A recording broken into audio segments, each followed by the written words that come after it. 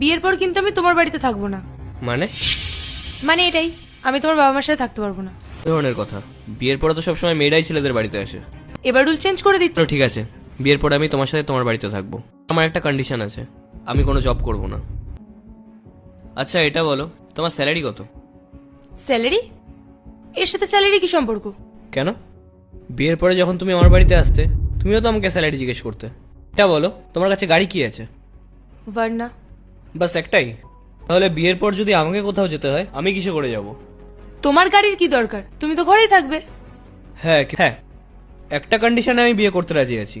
যদি তুমি তোমার বাবা মাকে ছেড়ে আমাকে কোনো একটা আলাদা ফ্ল্যাটে রাখতে পারো, দেন আমি তোমাকে বিয়ে করতে রাজি। যখন তুমি অফিস থেকে বাড়ি ফিরবে তখন তোমাকে আমার কাজেও হেল্প করতে হবে।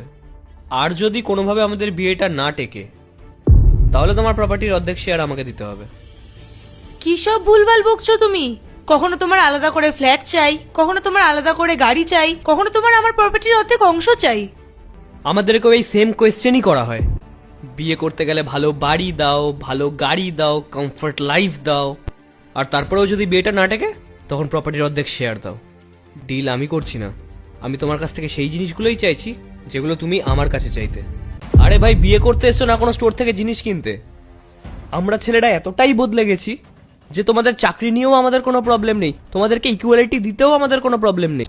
তোমাদের স্বপ্ন পূরণ করার জন্য আমরা এতটাই পাগল হয়ে যাই যে আমরাও মাঝে মাঝে ভুলে যাই যে আমাদেরও খুশি বলে কোনো কিছু আছে।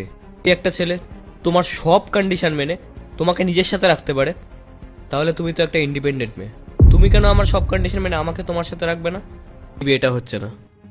আর হ্যাঁ, নেক্সট টাইম যখন কোনো ছেলের সঙ্গে দেখা করতে আসবেন না, তখন আপনার এই ওয়ার্কিং উইমেন, ইন্ডিপেন্ডেন্ট উইমেনের যে অ্যাটিটিউডটা নিজের পকেটে ভরে আসবেন।